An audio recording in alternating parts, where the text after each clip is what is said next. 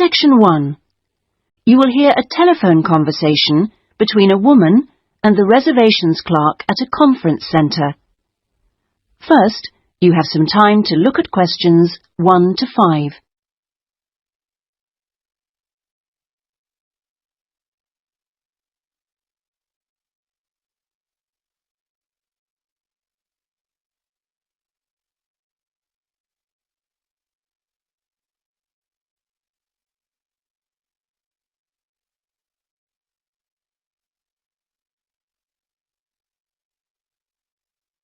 You will see that there is an example that has been done for you. On this occasion only, the conversation relating to this will be played first. Conference Centre reservations. Good morning. Hi, I'm interested in the computing conference next month. Future directions in computing? Yes, that's right. The title of the course is Future Directions in Computing, so Future Directions has been written in the space. Now we shall begin.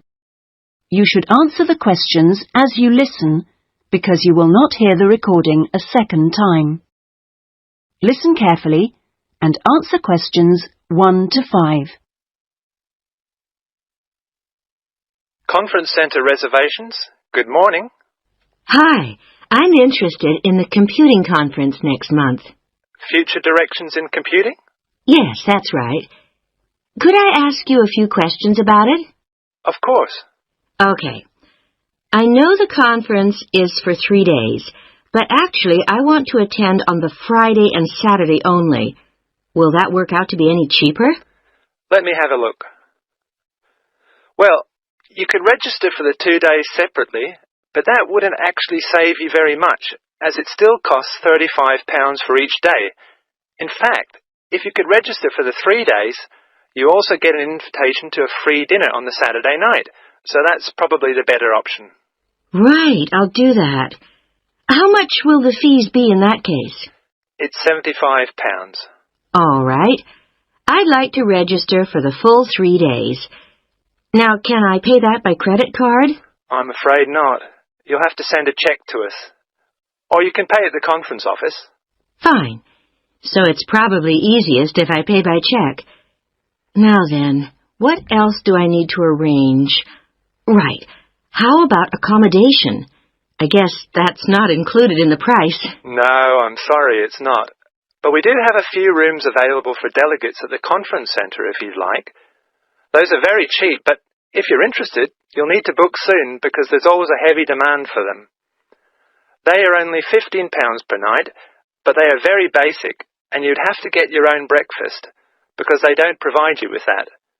But it's very convenient because it's in the same building as the conference rooms. Uh-huh.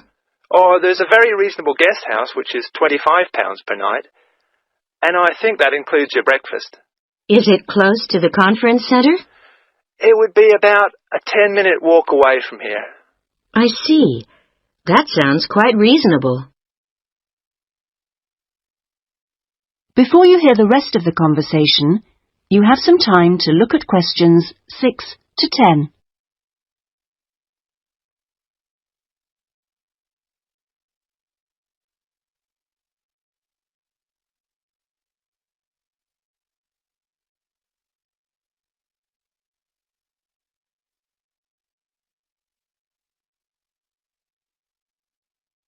Now listen and answer questions 6 to 10. The details are all in our conference pack, which I'll send you. Great, thanks. That'll be very useful. Oh, and can you also send me an application form? Of course. I'll get that in the post to you straight away. Is there anything else? Yes, actually. Can you tell me where exactly the conference centre is? Well, it's on South Park Road, and it's right at the end of the road next to the library. It's a 10-minute taxi ride from the station and will cost you £5. Otherwise, you can take the bus, which runs every half an hour from the station. That's the 21A, and it brings you straight to the conference centre. Right, got that. That is the end of section 1. You now have half a minute to check your answers.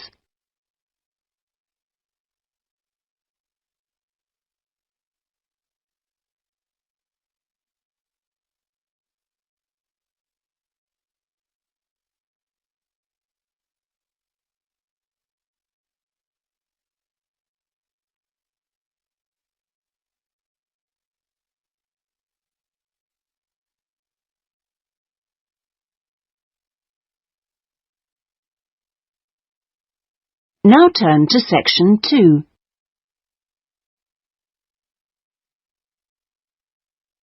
Section 2. Hear an introductory talk to a group of temporary workers at an international travel exhibition. First, you have some time to look at questions 11 to 13.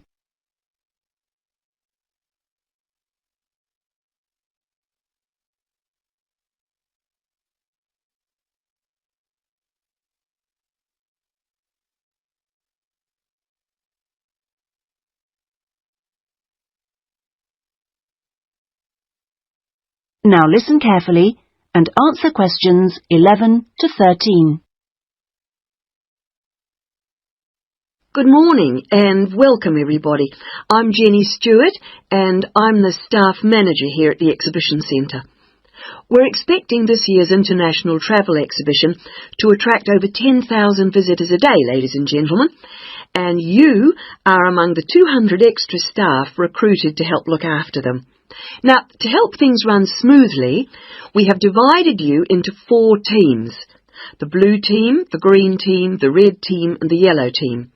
So first, I'll explain how the teams are divided up, and then we'll be giving you colour-coded T-shirts so we can identify you more easily. First of all, those who will be looking after the phones and handling all calls regarding the exhibition, you will be on the red team. Now, we've also put the entrance staff on the red team, and you'll be stamping the entrance tickets and giving out publicity leaflets, okay? Those of you involved in distributing entrance tickets will be on the yellow team, and we've also put those of you who'll be staffing the information booths around the conference centre on the yellow team, so you'll be getting a yellow T-shirt. Now, most of the hospitality staff have been put in the blue team, so the chefs among you and the kitchen hands will all need a blue T-shirt, but because of the sheer numbers, all waiting staff will be on the yellow team, and this includes the bar staff among you. Those who will be monitoring and directing the traffic in the car parks are on the green team, so you'll need to get a green T-shirt. This year, we've also employed a considerable number of attendants to direct the human traffic around the conference centre. Now, you'll be working in the exhibition hall at all times, giving directions and generally helping people whenever you can. And you will be in the red team, so please collect a red T-shirt. Before you hear the rest of the talk, you have some time to look at questions 14 to 20.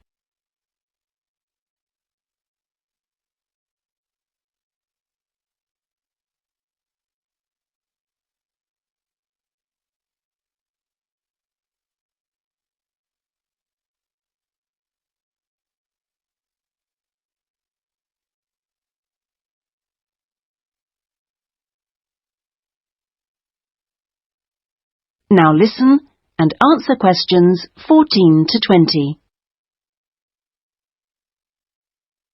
Right. Now that everyone knows what team they're in, we'll get on with the orientation and training program. And first, I'll run through the rest of today's program, which you should have in front of you so that you can get a general idea of what else is in store today. This introduction finishes at 9:30. And then you'll be hearing from Anne Smith. Anne works in the accounts department on level 2, and she looks after all temporary staff, and so she is the person to see if you have any problems regarding pay. Anne will be explaining when and how you get this. She will also be handing out your tax forms. And I will just stress that All tax forms must be completed and returned to Anne before your pay can be processed. Following Anne's talk, you'll hear from Peter Chen, our conference manager, and he will be going over a plan of the conference centre with you, which will help you to orient yourselves. He will also go through the security arrangements with you and show you the fire exits. Then, at 10:30, there will be a coffee break in the staff canteen, which is located down on the ground floor. Now, after the break, we'll be moving to a different location for a video presentation, so instead of coming back here, we'd like you all to go to Lecture Room 311. You'll find it on this same level, just down the hall, and there you will be shown a video about important safety issues in the workplace called Safety at Work. We'll finish off the morning with lunch, which should give everyone a chance to meet and get to know each other, and we'll be serving you a buffet lunch in the main hall, which is on the first floor from 12 o'clock. After lunch, you'll be divided up into your teams to meet your team leaders, and we're hoping to be all finished by 3, so I won't delay you any longer, and I'll hand over. That is the end of section 2. You now have half a minute to check your answers.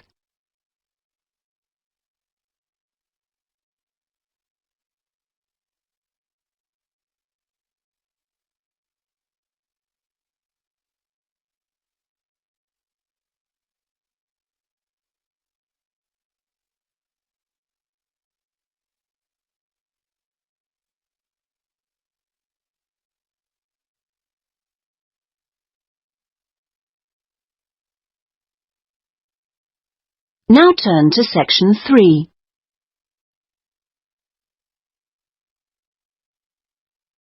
Section 3. You will hear a conversation between a librarian and an education student. First, you have some time to look at questions 21 to 27.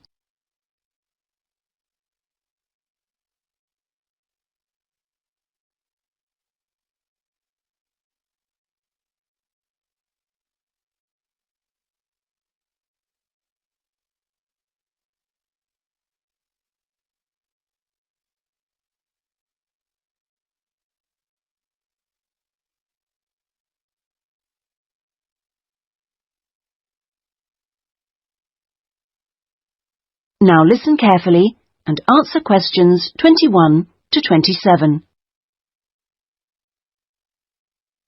Good afternoon. Can I help you? Good afternoon. Yes, I've just transferred to the School of Education, and I'd like information about joining the library. Well, the School of Education has libraries on 2 sites, as I'm sure you know. This one here is the Fordham site, and the other is on Castle Road. And is there any difference between the 2 libraries? Not in terms of their facilities. Access to online databases and the internet is available at both sites, and each site has a range of reference materials on education. Oh, yes, I see. But the Castle Road site has books on the sociology of education and a collection of textbooks and teaching resources covering most of the subjects taught in secondary schools. Ah, right. But I'm training to be a primary teacher, so I need to look at materials for the 5 to 11 age group. Then you've come to the right place. At Fordham, we hold material relating to primary education, as well as special needs. But, of course, you'll need to familiarise yourself with both sites to make the most of our resources. You haven't mentioned periodicals. Are they held at both sites? Current issues, yes, but if you want to look at back issues, you'll need to use the CD-ROM databases, which are held here at Fordham. I see. Now, about borrowing books, I'm living out of town, so I'm hoping I can borrow quite a few items and cut down on the number of trips I have to make. Right, well, members can borrow 2 books at a time from each site. Only 2 books? Only 2 from each site, but that's 4 altogether. Oh, I see. And how long can I hang on to them for? The borrowing period is 1 month, but of course books can be renewed. You can renew any item a maximum of 3 times. Do I have to come to the library to do that? No, you can do it by telephone or email, but you can't renew overdue books this way, only before or on the due date stamped in the book. We'll need your full name, your borrower number, and the name of the site library you borrowed the items from. So, theoretically, I can borrow books for up to 3 months. Is that what you're saying? Yes, provided they're not recalled. So, what happens then? Well, sometimes an item is requested by another borrower, in which case we'd send you a letter and you'd have to return the book within 7 working days. Don't forget we're closed on Sundays. Okay. Before you hear the rest of the conversation, you have some time to look at questions 28 to 30.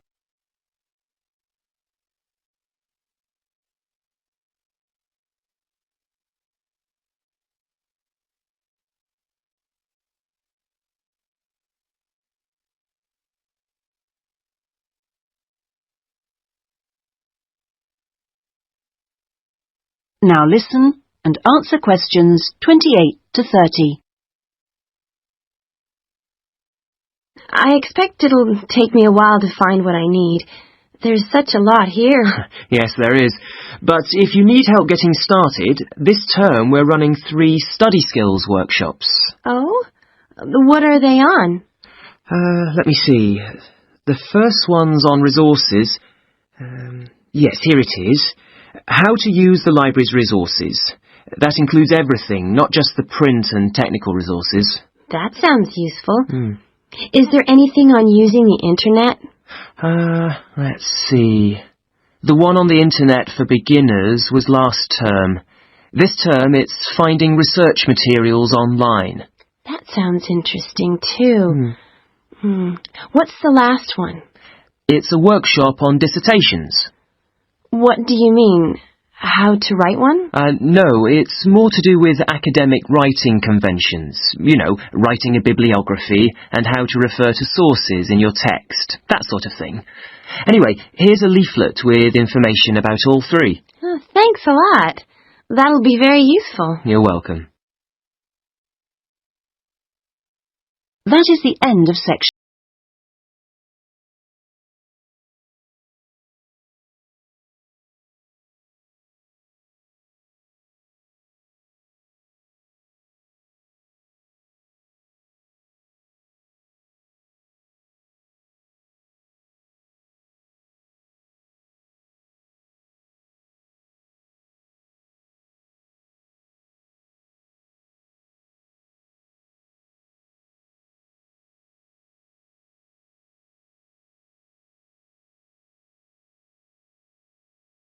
Four.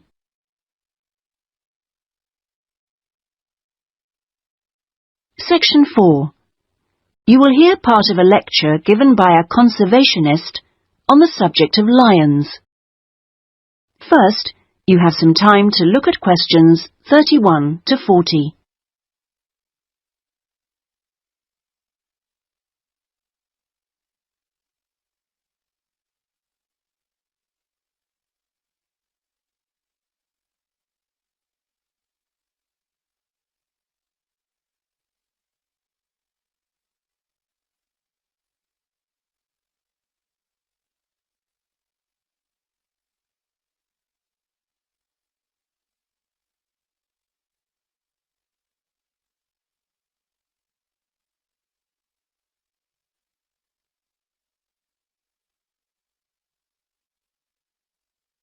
Now listen carefully and answer questions 31 to 40.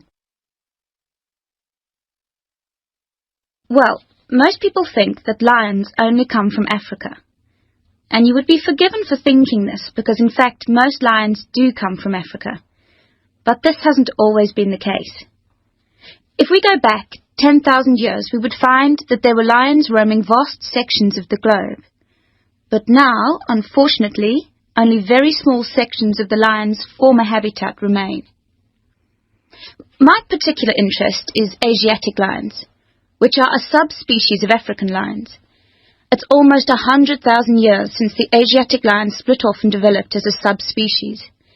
At one time, the Asiatic lion was living as far west as Greece, and they were found from there in a band that spread east through various countries of the Middle East, all the way to India.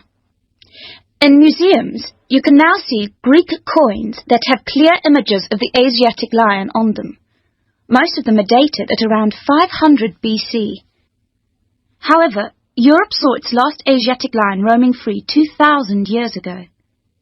Over the next 1900 years, the numbers of Asiatic lions in the other areas declined steadily.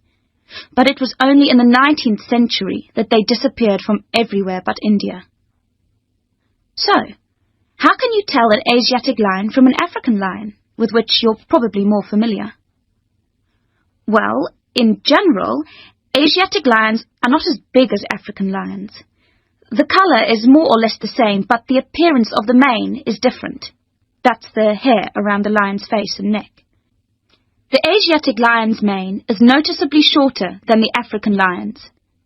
Asiatic lions also have a long fold of skin on their undersides, whereas not many African lions have this.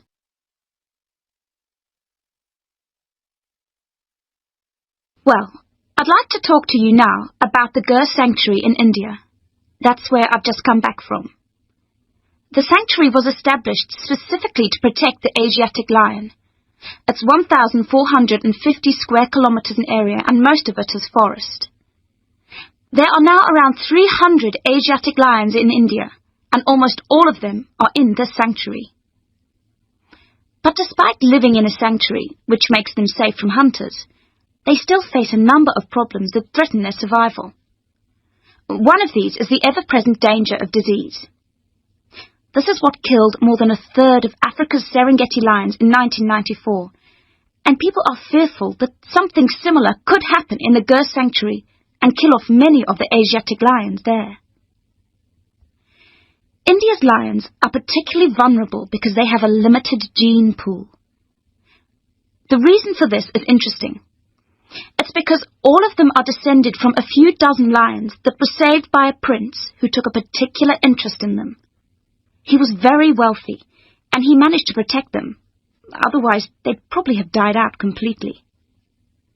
When you see the Asiatic lion in India, what you sense is enormous vitality. They're very impressive beasts, and you would never guess that they had this vulnerability when you look at them. The Asiatic lions don't have the Gir Sanctuary to themselves, I should add. They actually share it with about 2,000 farmers. A significant proportion of the lion's diet is made up of the livestock of these farmers, goats, chickens, and so on, as much as a third, in fact. And they've even been known to attack humans, especially in times of drought. One final piece of interesting information. In ancient India, one of the greatest tests of leadership for a man was to fight a lion. Now, it seems, in modern India, it will be a great test to see if the lion can be saved. I'm sure this is something that all of you will share concern for too. That is the end of section 4. You now have half a minute to check your answers.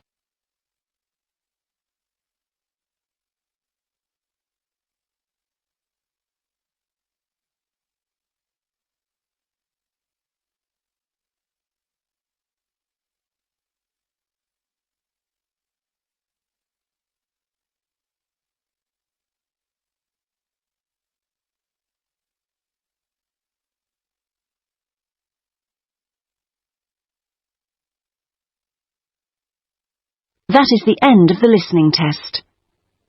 In the Ielts test, you would now have 10 minutes to transfer your answers to the listening answer sheet.